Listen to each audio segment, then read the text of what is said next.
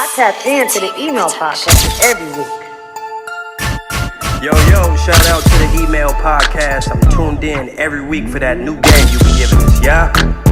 Oh, you ain't heard the new email podcast yet? Man, you tripping. Tap in. Man, you sleeping if you ain't heard about that new EMALE podcast. We need to wake y'all up real quick. Once again, we back with another fire episode of the EMALE podcast, and today I got another special guest. I know I say all my guests are special because I really feel like everybody is special, but this particular brother that I have right here on the phone, as you can see, I'm also going live on my IG. My boy Thump, man. What's up, Thump? Thump, can you hear me? We got to start over. Doing. Can you hear me, Thump? Yeah, I can hear you now. Okay. Sorry for the little inconvenience, people. My boy is in the state penitentiary right now. Been down for quite some time. Thump, would have been what? 9-10 years? I've been down for 10 years. I've been down since I was 17. I just turned 28 June 10th. See, happy birthday to my boy, though. You dig? Happy birthday to my boy. Look, man, I brought you on here, man. I want you to tell the world. I feel like you got a story to tell, man. You know, being down since you was so long. I mean, being down since you was so young. Being down and just tell the people, like, how you had to transition. You feel me?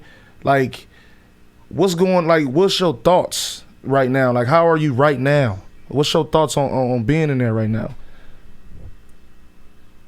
See, like how I felt about the whole situation with me getting locked up, I was confused. Mm-hmm. You know, to be honest, I was confused. Like, I didn't know what to think. I didn't know how I was going to adapt to this whole situation of being incarcerated. To be honest with you, I was scared at first. Like, most people are. When we in the streets, when we out there thugging, you don't think about getting locked up. You just thinking about the next lick, the next hit, the next mission, whatever you out there doing. Right. So it's like when I got locked up, it didn't seem real to me. Right.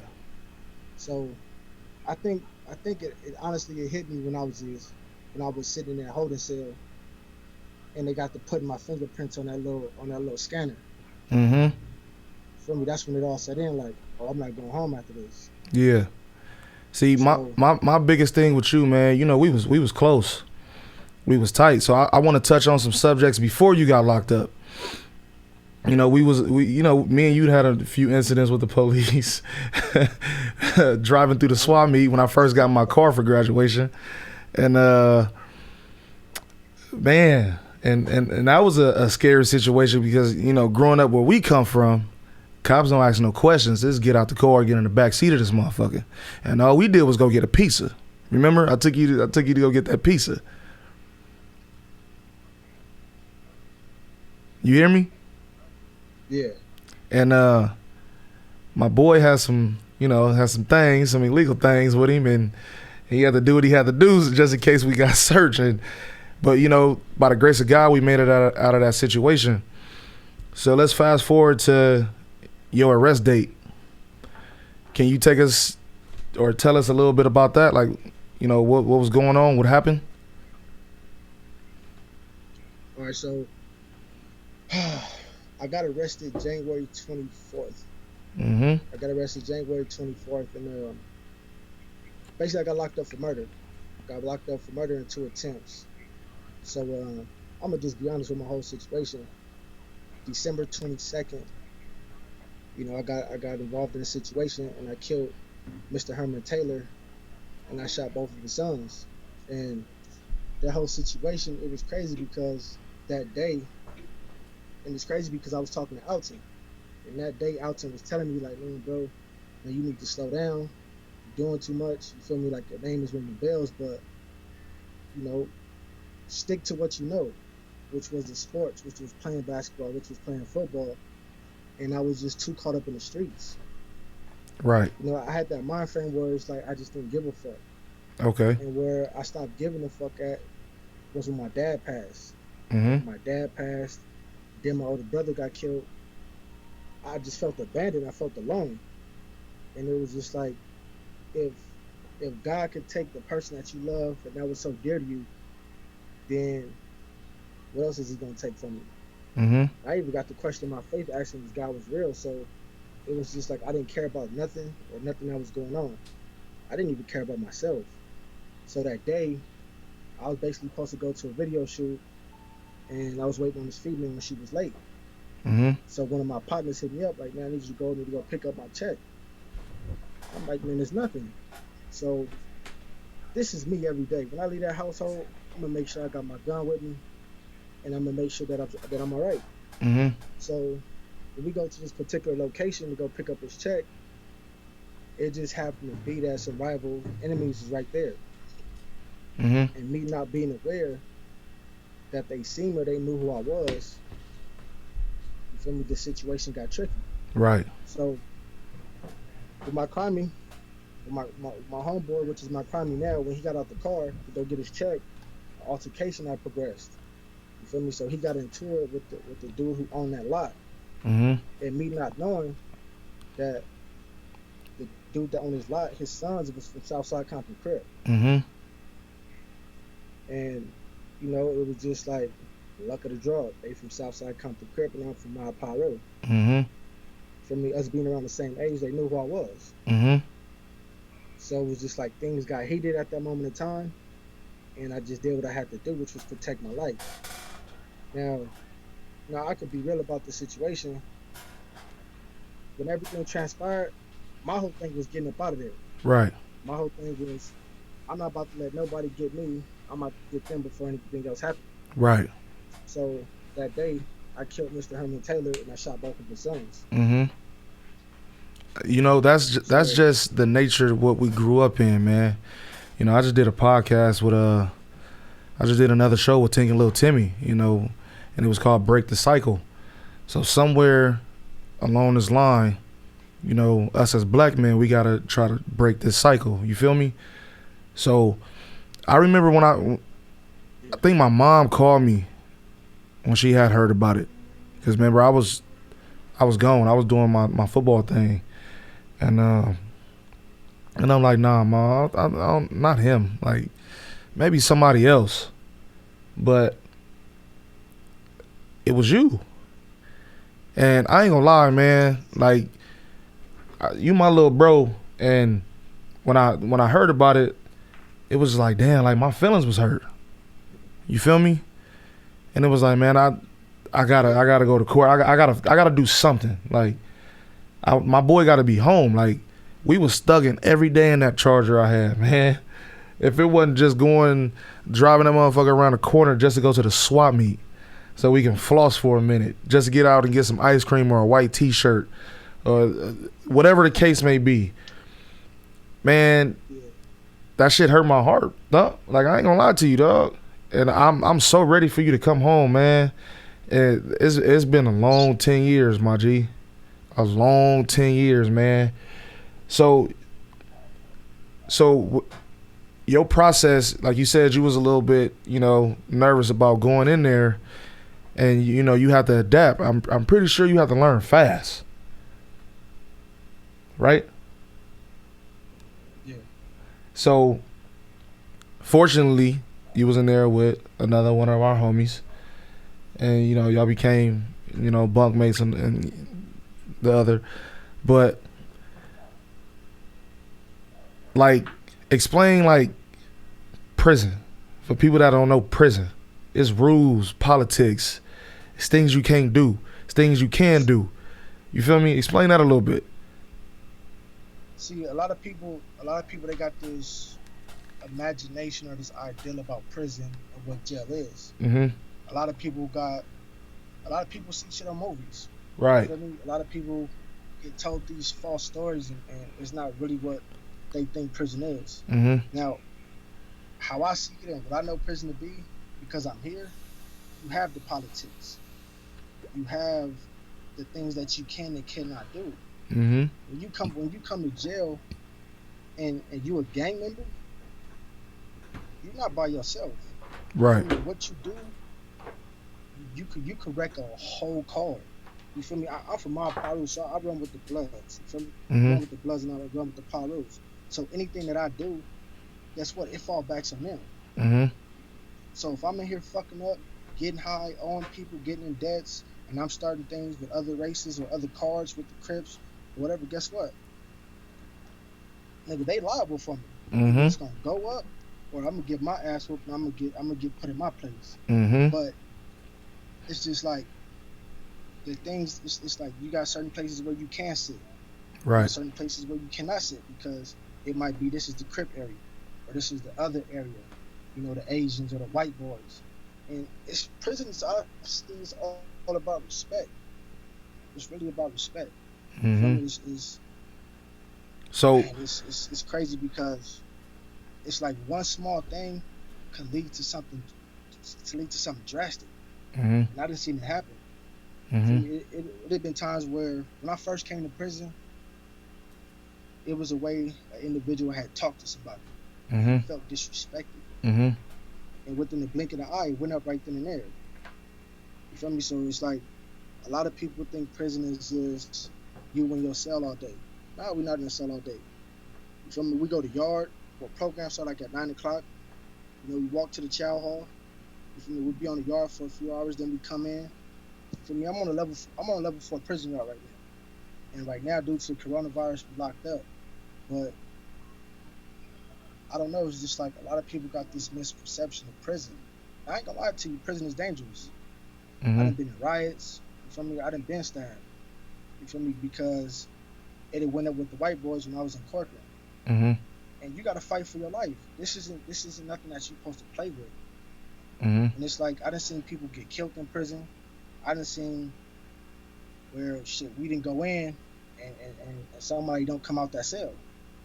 A Mm. small cell fight can lead to death because you fight in this small area and somebody didn't hit their head on the sink or hit their head on the locker and things just went all wrong. Right. See, But it's like so you saying a lot of people see prison in these movies and it ain't giving them the real perspective because you really in there every day.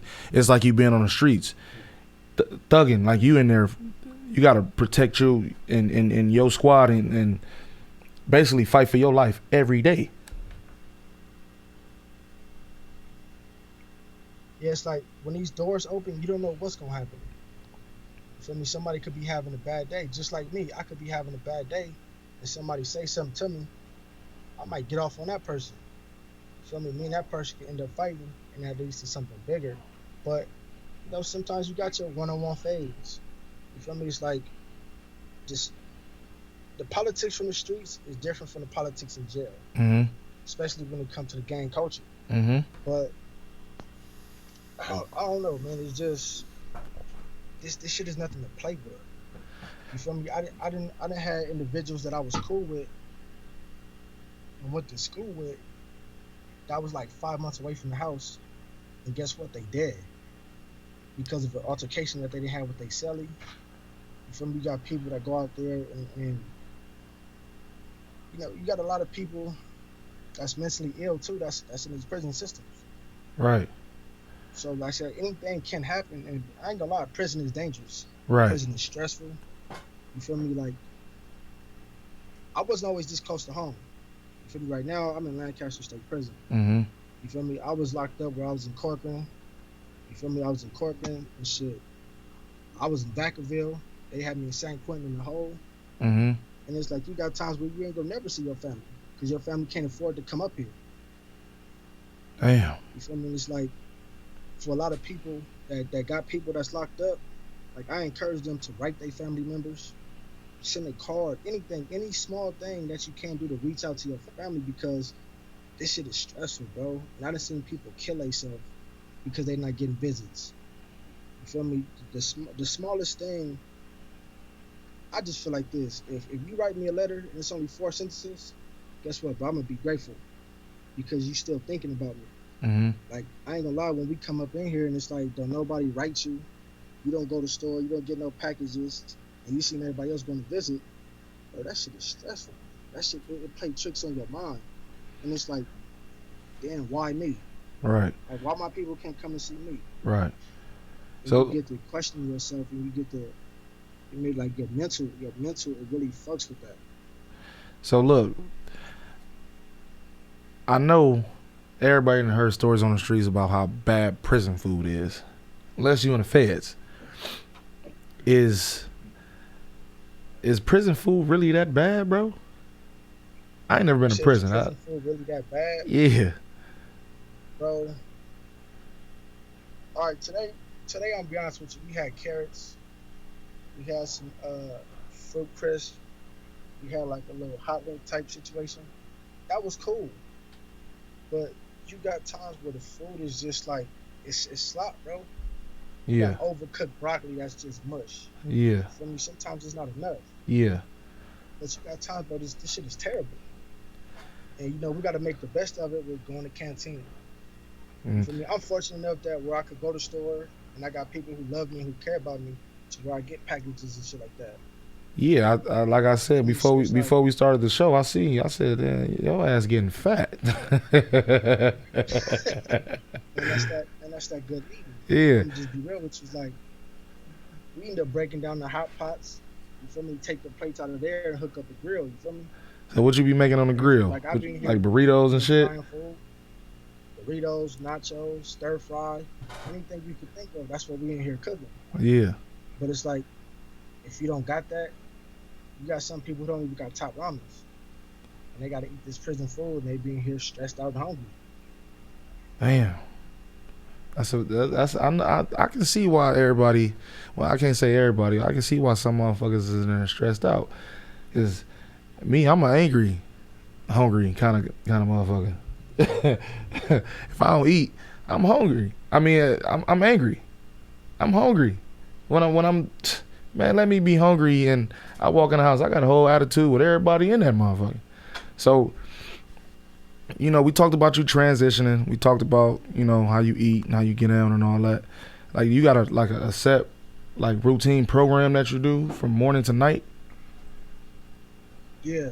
So it's like, honestly, my programs have changed over the years. Okay. For me, it's like, shit, now, motherfucker, I get up. Now I done got lazy. I ain't gonna lie to you, I done got lazy over the years. Yeah, because you fat. But it's not even that, bro. It's like you get tired of doing the same thing over and over. Over and over. Feel me? And then it's like, I ain't gonna lie, bro. Shit, I suffer from depression. I ain't gonna lie to you, I be depressed as a motherfucker sometimes. But my routine consists of me waking up, you feel me, brushing my teeth, you feel me, getting the cell together, hitting the floor, cleaning up.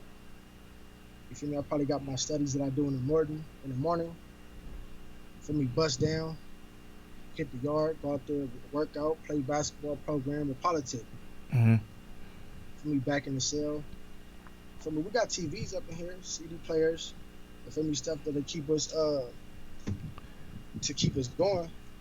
See, that's like if you just, that's what I want to ask you too. So right here, like I got books. yeah, I stay with books. yeah, For me, you can see the TV right there. yeah. But you know, I got music. For me, I be in here writing letters, writing music, working on the different things. I tattoo. So it's like I got a program. Yeah, because you blasted now. I see the head tat. I see the leg tats. I see you blasted. For sure, you got some eye busters. So Yeah, man, that comes with the culture. right. So I know you got a TV in there, but is the TV limited? Because basically I'm asking. Can you see what we see out here on the street? Like I know you like. We see a whole lot of police brutality right now. You know, they're killing us. You know, the George Floyd situation, and the list goes on for these black people who kill by racists. It ain't even no other way to say it. Racist. So, do they block y'all TVs from seeing like police brutality, or y'all see it? No, we see what's going on, and at the same time as we get to see it, we go through it. And that's what a lot of people don't know is like what we actually go through when it comes with these police. It's like the stuff that we're supposed to get, you don't want to give it to us. Right. You feel me? It's like it be times where Like, I'm gonna be honest with you. Like, we see the whole George Floyd situation. Uh-huh. We get to watch TV. We know what's going on out there. Uh-huh. But it's like we going through the same stuff in here Every day. as the police being assholes, as being hemmed up by the police and shit actually fighting the police. So it's like we're going through the same things that y'all going through on the streets. It's Damn. just that you don't hear it. You don't hear what we go through. Because of We the hear of everything y'all on the streets, situation. but the shit that we go through, they gonna try to cover it up. Yeah. Damn. That's crazy. Like he said, like they going through this every day. And we don't get to see what they go through because they behind them walls, and like he said, the police get to cover that up. And honestly, I really feel like that's the messed up part. Like, you feel me? I mean, man, out here we got protests, we got riots, we got just people not giving a fuck right now. You know, we even clashing with ourselves right now. You feel me? So is it kind of like when y'all see that on TV, do y'all kind of like look at them officers like, damn, they even doing that shit on the street? So it's like really like, fuck you again. You feel me? Do y'all feel some type of way about that shit in there?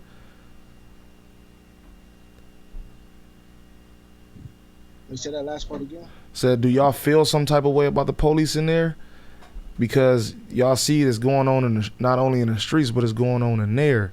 So is it like a fuck you 2 times? Or is it just like we just hate y'all like all around, period? Like, because y'all treating us like animals in this motherfucker, and y'all doing our people on the streets the same way. It's like I feel some type of way, especially I feel some type of way towards the police in here as well, because you got those same police, these same COs that are friends with certain police out there on the streets. You feel me? It's like, just like we talk about certain shit, how we didn't beat up this individual or we didn't did this, they do the same thing. You feel me? These police know us just like we know them. They probably in there betting on that shit. They got the individuals that they don't like. They got the individuals that they go after. You feel me? These police is petty just like the police in the streets. But then at the same time, you do got those ones that are good, that are cool, and they're not like everybody else. But it's like prison has changed though. You know, prison for the best or the worst. It's like it changed for the better, because it's the violence. The violence has changed. The violence, you know, a lot of violence was against us, you know, on ourselves. You had the blood and Crip riots. You had the black versus Mexican riots. You had the white boys versus the Mexicans, or the black versus the white boys. You had that. But y'all will stay out of that though, because if it ain't y'all, you know, meaning blacks, like if the whites get into it with the Mexicans, y'all wouldn't get in that though, right? See, but it's like if I get into it with the police, then we all get into it with the police. Yeah. Times to where you got a white boy getting into it with the police. You don't give a fuck about that being a white boy. We're gonna jump on the police as well. And I done been in those type of situations where I was up north, where it was just, you know, we got each other back because this is what's going on. Right. Because you had the police fucking us over. You right. had the police not giving us our mail. You had the police not giving us our packages, or when they come hit the cell, they want to destroy your property. You feel me? So it became to where we just, you know what, this is what we're gonna do. We're gonna set our differences aside, and then we're gonna go after these motherfuckers. Man, I really want you to come home, man. I can't wait till you come home. So they originally charged you with life, right? What'd you say? Said they originally gave you life, right? Yeah. But a new law has passed to where you was you were under what? You was a minor when this happened. So now you got action to come home. Right? Yeah. So basically, like with my situation, I did hear that part. So look, I don't have life, right? Basically, I took a deal I took a deal for 39 years, and basically I got the manslaughter with the 2 attempts, Mm-hmm. and then most of my time come from the gun enhancement and the gang enhancements. Mm-hmm. So with me being a minor, I fall under the juvenile law, which is the SB 260, Mm-hmm. SB 261, and so by me having a determinate sentence, I'm eligible to go for parole after my 15th year of being incarcerated. Right. So I do have a second chance. Right. Like coming home way before then, but I thought I was gonna come home. Right. Because if I actually do that whole time, I'm not gonna be home until I'm 52 or 53 years old. Right. But So- now I got a chance of coming home by the time I'm 32. So when you nah, we ain't gonna say when you got a chance. You coming home before that. So when you come home, I'm gonna be on you. You feel me? And oh, I'm going over here hanging with the homies. I'm going over here doing. Nah, bruh. You got a second opportunity to change everything. You see, I'm gonna be honest with you. The way I see things now it's different from how I used to see shit. It gotta be. It used to be me being all about the homies, being all about the hood, but I see shit for what it really is. You feel me? I'm not stupid anymore. I came in here, honestly, I educated myself. Mm-hmm.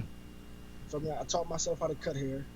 I taught myself how to tattoo. Mm-hmm. I taught myself how to be a man. I taught myself how to stand on my own too and be responsible for myself. And you also graduated. Yeah, I got my AA. Yeah, you graduated. A lot of people on the streets don't even have an AA. You graduated. So you by far not a dummy. So that's what I'm saying. When you come home, I'm going to be on your head. You feel me? You got to, like I said, man, when you first went to jail, and I don't really say this, it hurt my feelings, bro. You feel me? Because I feel like I was big brother. Not even gonna lie. Felt like I was big brother. Mm-hmm. And I wasn't there to grab you when the whole situation went down. You feel me? So when you got that time, I was just like, me and my mom, we sat at that kitchen table and we talked about it, and she was like, it ain't nothing you can do. But I felt like it was something that I can do. I just couldn't do it, and I didn't know what it was. You feel me? I didn't know how to talk to you. I didn't know if I did talk to you, I didn't know what to say. I always wanted to be positive on the phone with you, but I was caught up in being so negative about you going to jail. Like, you left. Nico left. Nitty left. It was just like, damn. You feel me? And when I spoke to you the other day on the phone, Hood Day, I meant what I said. It's like, nigga, you don't even call me no more. Like, tell him what I said. I said, man, fuck you, bro. You don't even call me no more, bro. You feel me? Like, I was mad because, like, you, Pills, like, I cannot wait till y'all two come home. And but for who y'all don't know who my cousin Pills is. He's a other older cousin of mine, also from the same neighborhood. He also incarcerated, and he should be coming home soon as well. Yeah, he on his way home soon. Yeah, See, bro, I just want to say this though, right? Like, even conversations that we did have on the streets about me playing football, me playing basketball, and me being positive and doing the right thing. It was also the fact of I had to step up and be the man of the house. I get that. When my pops died, you gotta think that was a 2-parent income. Mm-hmm. We had 2 incomes coming in. Mm-hmm. So then things changed drastically to paying for funerals. For me, my mom going through what she going through. Me, my sister, my brother, we 5 years apart. So it was like, we all leaning on each other for that. For that support. Help. But for me, that support, but we was lost. I ain't gonna lie to you, bro. We was lost. Mm-hmm. Me, my sister didn't know what to do. And then my mom was shutting down. On top of that, she was secluding herself. Mm-hmm. Then it was just like I needed that help. I needed to reach out and talk to somebody, and I didn't have that. And then it was just like the See, pressure of but you, not to cut you off, but you did have that. You just didn't see it. Because like I said, I wasn't always around. I had it, but I didn't know how to reach out and ask for it. Man, you had me, Tink, Lil Alton. You had Terrell. You had Uncle James. You had Uncle Manuel. You had Drew. You had so many people to talk to tell you what's going on, especially the older ones, like all our uncles. Yeah. You feel me? And like I said, like when you did, you know, what you did, and I wasn't there, I was like, damn, like, nah, that ain't my little bro. He ain't, You feel me? Because you didn't act that way with me. Because we was always on some fly shit. Yeah. We trying to go to hang with lounges and pick up females, and we want to get dressed. We want to show our jewelry. We want to cruise the boulevard. You feel me? We was always on some player shit. You feel me? Yeah. So, like I said, I feel like I had let you down. You feel me? Yeah. So I wish you would have reached out to me, even though I wasn't around, because I was leaving and I was doing my football thing up north. But it wasn't nothing for me to be like, oh, what's up, bro? I'm in practice right now, or I'm watching film right now. I'll call you right back. You feel me? I'll call you right back. Or I'm going to be home on this date because I got time off, or we got to buy this week. So I ain't flying out nowhere playing football. Or we ain't got to get on a bus nowhere to go meet at these games or whatever. So I'm going to come home on this week. We got a bye week. Like, you know, every time I left and I touched back down, you and Nico was the first two I talked to. Like, as soon as I hit the house, my mama like, oh, I already know where you going. Tell me I'm lying, though. Nah, but you're not. But what I can say is, though, like, I'll be honest with you. We wasn't taught to share how we felt, though. You feel me? Like, I was hurting, bro. So for me to try to cry in front of somebody else, bro, that's embarrassing. Bro, you didn't have to cry. Look. One, that's embarrassing. You didn't have to cry. Let me just say this. Not because it had been situations to where, you feel me, like, because the situation with my pops, that's a touchy subject. You feel me? And it's just like, for somebody to see me vulnerable, I couldn't allow that, bro. Mm-hmm. Like, that was then. Now, the person I am now, I'm able to talk about those things. Mm-hmm. I'm able to call out to them like, hey, bro, look, this was bothering me, man, and I need somebody to talk to. I need somebody to vent, or I need help with this situation, or I don't know how to feel about this. You feel me? Now I'm able to do that. Back then, I wasn't able to do that. Yeah. You gotta understand, like, when I was going through something, like, I turned to drugs and alcohol. I ain't gonna say I was a big pill head. But I ain't gonna say I shied away from. I didn't really do the pills. I was drinking. I didn't do the drugs. I was drinking. I was right there with you. Yeah, I was popping pills and drinking alcohol, so it was like that's the way I dealt with those situations. But you see, our outlet at that time, and I'm gonna say our outlet at this time, a lot of people who don't really know like where we come from, our neighborhood was tight. And they used to give us fake IDs. Remember, we used to go in the club, 21 over clubs, young. And we would take our aggression out on whoever we found in there. and sometimes it was like, okay, this night we didn't have no fight, but shit, let's try again tomorrow. You feel me? Like, sometimes we went out looking for bullshit and drama. And me being in the mature stage that I am in right now, like, I feel you what you're saying, like, showing people vulnerability is a sign of weakness. And you know how Uncle Buntry, Uncle Timmy, and Uncle James taught us, nigga, you better not cry. What you crying for? You already going through it, so what you got to cry for? So that's the way we was brought up. My girl tell me to this day, she ain't never seen me cry until grandma died, bro. Grandma died on Thanksgiving 2 years ago. And that was the first time she ever seen me cry. Because every time she look at me, or I get frustrated about something that's going on in the family, or whatever the case may be, she'll be like, it's okay to cry, but like, I'm not finna cry in front of nobody. Because if I show you my weakness, you know how to get to me. So I understand you with that. But now that we men, you feel me? We gotta show vulnerability to somebody. You do. We gotta show it to somebody. And crying don't make you no punk, man. I learned that. Crying don't make you no punk. Because if I cry and I'm mad enough and you talk about me, I'm gonna punch your fucking teeth in. You feel me? For sure. So look, let's get on some positive things. You in prison. You know, you graduated, you got your AA. What you got your AA in? Business. Business savvy. So you ready to come home. You ready to start a business.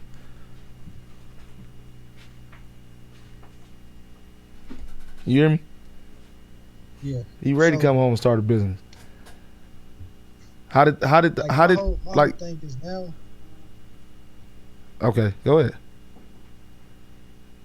like with getting my AA and everything, right? Like how I see everything now is just like I'm ready to work. I'm ready to be a family man. I'm ready for all that, bro. Like I'm done with the bullshit. Right.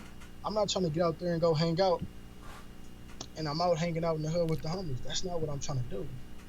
You feel me? Like I'm trying to build. I'm trying to provide for my family, and I'm trying to do better and show my little brother and show my son. You feel me? Like what it is to be a man. What it is to provide for a household. Mm-hmm. But you know, I got my AA in business.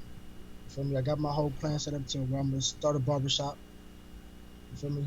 First, I'm gonna have the mobile barbershop, but when I get to where I want to be, I'm gonna open up a barbershop and a tattoo shop. You gotta have a plan when you come home, bro. And I'm glad you got a plan. I got a lot of support. You know, I got y'all.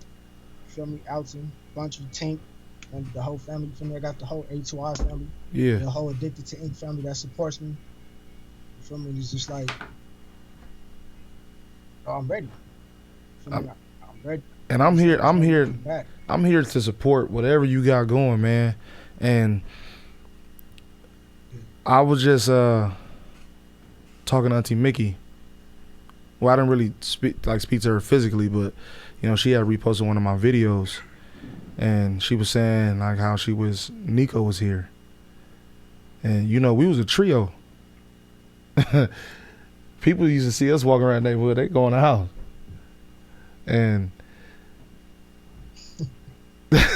and you laughing because like we was a squad, man, and I feel like everybody, like you said that you felt like you was abandoned, and I'll be feeling like that too. Like you're not going through that on your own just because you behind them walls. You feel me? I feel like a lot of people left me too. Nico left me. Uncle Buntry left me. It wasn't their choice. It's just the way God written in his book. So I just want you to keep your head about that. You feel me? Like God got a plan for you, me, everybody else on this earth, man. And you just got to keep your head up, dog. Like I ain't finna get emotional. We just talked about this, but you just got to keep your head up, man, and you just got to keep pushing, man, every day, man. Just be solid, be the best you can be. All just because you got your AA don't mean you can't go get your BA when you come home. You feel me? Bro, and that's the next step. You feel me? It's like, you know, you keep bringing up Nico, and I don't think a lot of people know how close me and Nico was. You feel me? Nico was my brother. Like that's my best friend. You feel me? And Nitty, that was my brother, and that was my best friend. And with losing him, when I got that phone call, bro, that destroyed me. So being in there, did you know, have one of them bad days like you explained earlier? Or did you have to humble yourself? Like, how did you deal with that? Because I was ready to fight. everybody when I got that phone call. When Nico first got hit, I was ready to fight everybody. I was ready to destroy Compton. I was ready to push the line on everything, bro. But I had to sit back. Me on the streets, I had to sit back and humble myself. I had a conversation with grandma, had a conversation with my mama. You got to humble yourself. Because what if you go out there and try to get them and they end up getting you, and now it's two of y'all gone. Look how this gonna look on the family. Look how the family gonna feel. Like I can never imagine losing a child, you know. And shouts out to Auntie Mickey, you know, because that's a strong woman right now. It is. She is. And you know, she hearing these songs about her son, and you know, she hears music, and it's just crazy, man. Like, bro, like we gotta break this cycle, man. We gotta break this cycle, and for y'all young dudes out here, I'm talking to my boy in prison. Show him your cell, Thump. Show him your cell. Like, show him what you're doing. You on your bunk right now. You feel me? Like yeah, bro. We gotta break this cycle, man. That's period. We gotta break the cycle. Thump.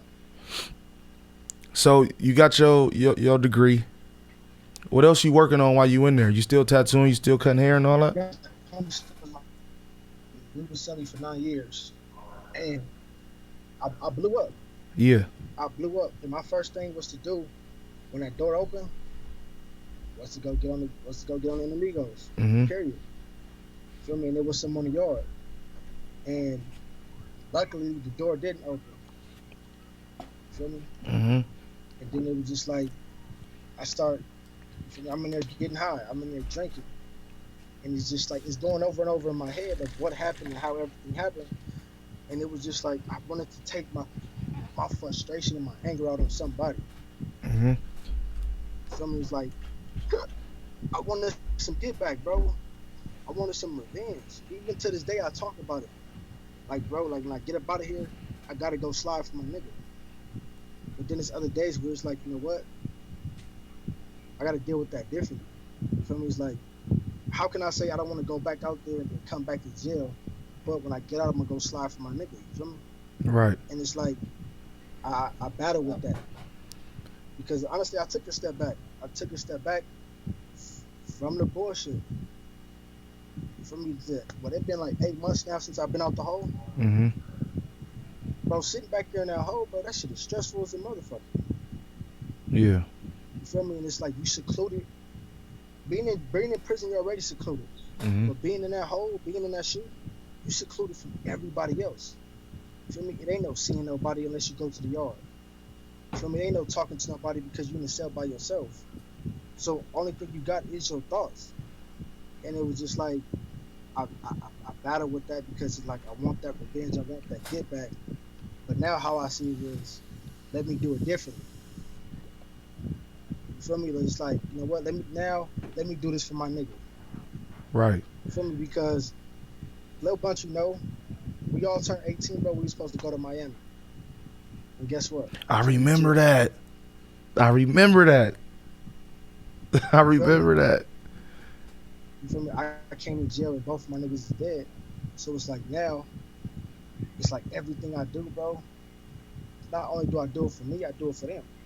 Right. You feel me? It's just like I use that energy and I use that negativity and I turn that shit to something positive. For me now, it's like I'm in this thing called Prison Letters to the Struggling Youth. Mm-hmm.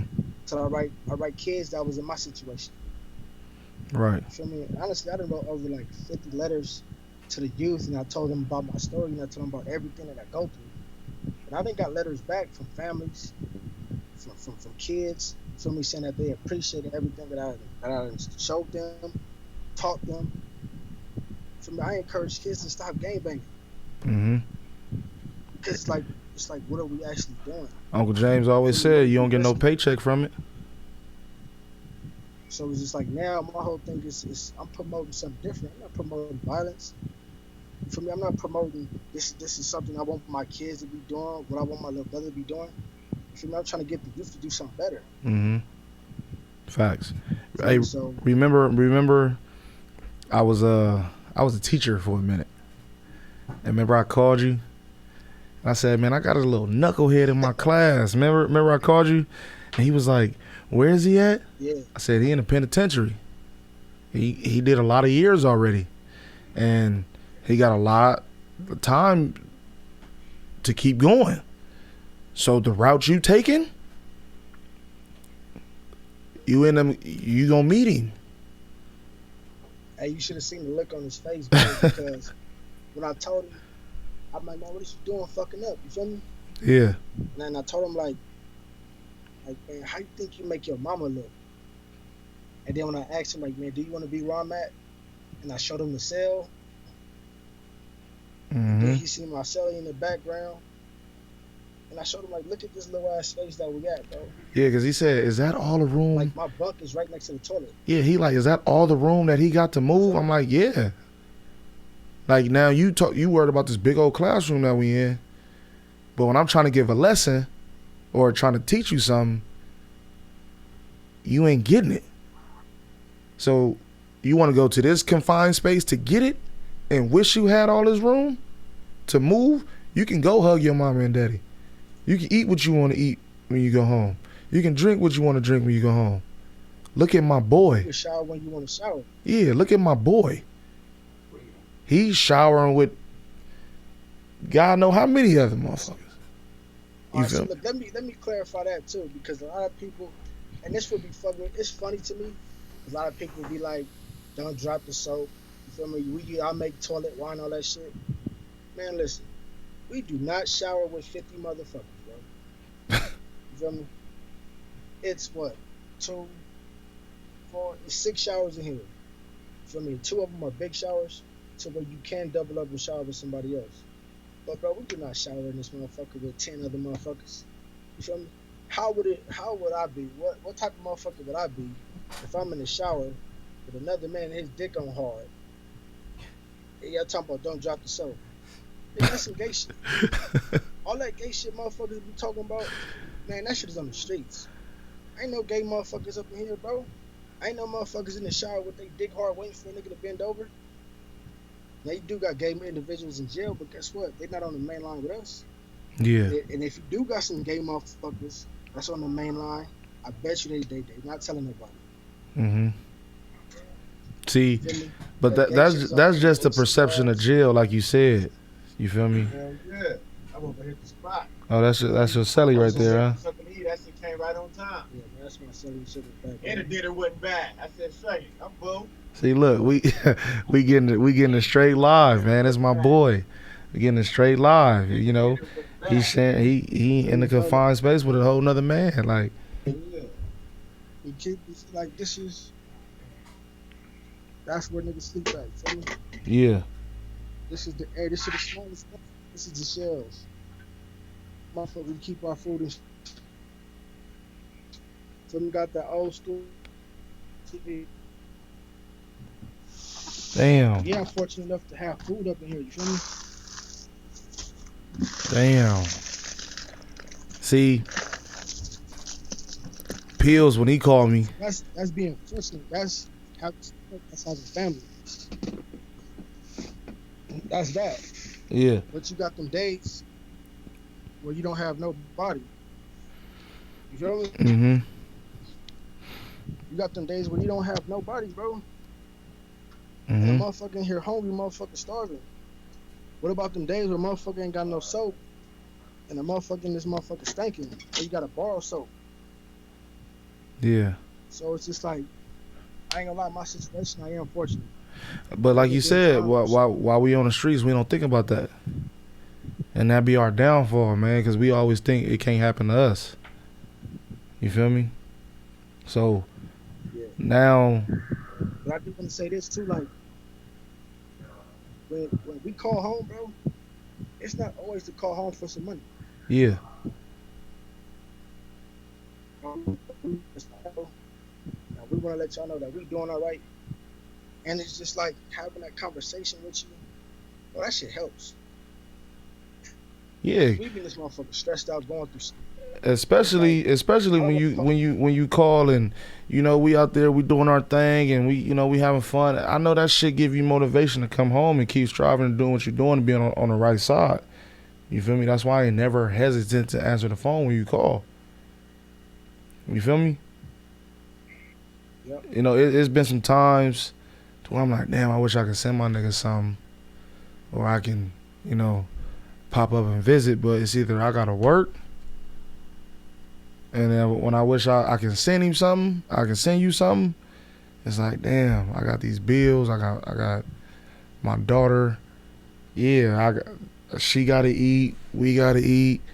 And now I got another one on the way. Hopefully it's a boy, by the way. You keep talking about all these damn nieces. You keep talking about all these damn nieces, bro. I need a boy. Alton got all the girls. You got a girl. Timmy got a girl. Nico had a girl. Look, Tink. Gerb had a girl. Tink got a girl. Little Timmy got 2 boys though, so I got hope. I can break. Yeah, he just had a son, and then we got T3. So I hope I can have a boy somewhere. I mean, damn, what I'm doing wrong. But when you come home, definitely, that's your uncle right there. That's all I'm gonna say. And she's so family oriented already. She gonna be so accepting to you, bro. Like, it's been times where you called and you know this, but I'm just saying this for the people that's listening and viewing. She get on the phone, hi, or she in the background. I'm like, damn, come on, move. Like, I'm on the phone. But she want to be right there. She want to know what I'm doing at all times. Hey, I need some tattoos when you come home, on a positive note. Got you. I'm out here looking bare. I got this half a sleeve right here. I ain't doing all the neck and, well, I got tattoos on the neck, but I ain't doing all the face and the head shit. Yeah, you blasted. Leg. See, that's all my own work. This is the other leg. See, that's all my own work. So I even went up to the thigh and all that. Yeah. See, a lot of people, and I know this for a fact, a lot of people that go to prison find their talent. But what I'm saying is, don't go to prison just to find your talent. You feel me? My boy is good at what he do. My boy is good at what he do. Cut hair, graduated college, do tattoos. And he got a plan when he come home. And I make excellent moonshine. He said I make excellent moonshine. Well, make that shit when you come home, man. I am. Listen. I plan on opening up my own shit, from my own brewery and all that. But, man, I got plans, bro. And I'm telling you, like, when I come home, feel me, like, I'm a different me. Yeah. I'm a different me. I'm a better me. I'm an excellent me. You feel me? It's like, honestly, I got to find out who I was. I got to find out the things that I actually like. Facts. I got to get to know myself. I was just in here. I ain't gonna lie to you, bro. I didn't know I like onions. I'm keeping it cheap, bro. I didn't know, bro. I like bell peppers and shit. So just earlier today, bro, I was grilling some onions and bell peppers. So I'm like, I like that type of shit. I like cooking. Yeah. So it's like I like to read and I like to do different things to help me. I ain't gonna lie, bro. I never thought in years that I would ever say I like meditating. Yeah. But I like that shit. Hey. So it helps me stay grounded and it helps me to just, should I talk to myself when I meditate? Don't talk to yourself out loud. They gonna think you crazy. So look, man, is there a positive message that you want to send all the viewers, like everybody that's gonna be watching this? You feel me? Like, what do you want to say to the people out here on the streets, or the youth that's out here not listening and engaging in bullshit, because it's bullshit. Honestly, like I know it's a lot of bullshit going on out in the streets. I know it's a lot of people that's confused, but I just really want to say, but like, don't limit yourself.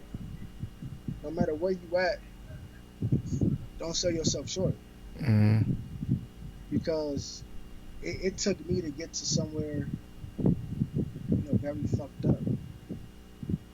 To get to know myself, to get to understand myself. For me to know that I am good at cutting hair. Mm-hmm. For me that I am good at shit school, bro. I'm good at learning. For me, like I'm a very social person. I used to be like kind of quiet and closed off. Who? I had to You? in a Nigga. I used to be. Hey, a little bit, but it's just like I just want people to know, bro. It's like it's never too late. Yeah. It's never too late to change something. It's never too late to reach out and go challenge yourself, to go reach them goals. It's never too late. Mm-hmm. And to a lot of people, I don't know if a lot of people in jail gonna be able to hear this, but to the people that is in jail, never give up. So you do got people that care about you, and I know Right. for a fact, we got family on the streets that don't know how to reach out. Right. But to the people that's on the streets, they got loved ones that's locked up. Man, write them. They don't got to be a whole page. Write somebody 4 sentences, send them a card, just let them know that you're thinking about them and that you love them. Because you don't know how that'll affect their day. And I'm gonna say this before. Look, Thump, we run out of time, man.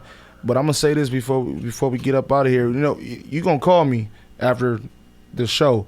So, but a lot of people, whoever in jail, man, whoever going through some hard times, if you just need somebody to talk to, call me. Tap into my Instagram. You can find me at DOO2XS. You feel me?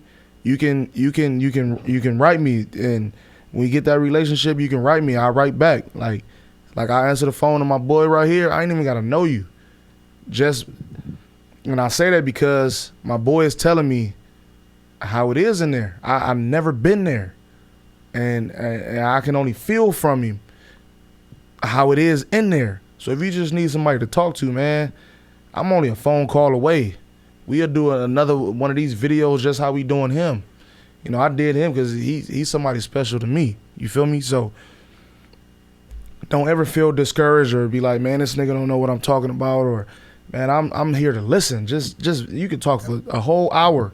I won't say nothing. You feel me? And just get it off your chest, man. You feel me? So like I said, you can find me on Instagram at EMALE_podcast. That's EMALE_podcast. Or you can hit my direct line, which they both my direct lines, at DOO2XS. You feel me? And I don't want my brothers or my sisters, even if it's female listeners right now. You feel me? I don't want my brothers and my sisters to feel like they ain't got nobody. You feel me? So, hey, Thump, man, like I said, man, we run out of time. I love you, bro. Keep your head up, man. Keep striving. Keep educating yourself. Keep grinding, dog. When you come home, Listen, bro. when you come home, I swear to God, we got you. I love y'all, man. I appreciate it. For me, I go to parole 2024. Yeah. I got to go back to court for resentencing, man. Listen, I'm going to be home soon, bro. Yeah, be home I'm and going to be home soon. I just want to thank everybody, though. Tell Auntie Mickey, tell moms, you can tell the whole family I love them, bro, and I appreciate the support. Because, hey, man, y'all been having my back. right. Tank, Alton, Turn, nigga, Capo, nigga, Free Flow, man. The whole family been having my back, man, since I've been doing it when I was on the streets. Mm-hmm. So, to the people that I didn't shout out, for me, man. Oh, it ain't no love lost, bro. they know you appreciate them. Hey, Hey, man. And I appreciate y'all for hearing me out. exactly. I just wanted to hear your story, bro. So look, man, call me in a minute, and then we out, man. I'm gonna holler at you in a minute. Love you, little bro. can take us out.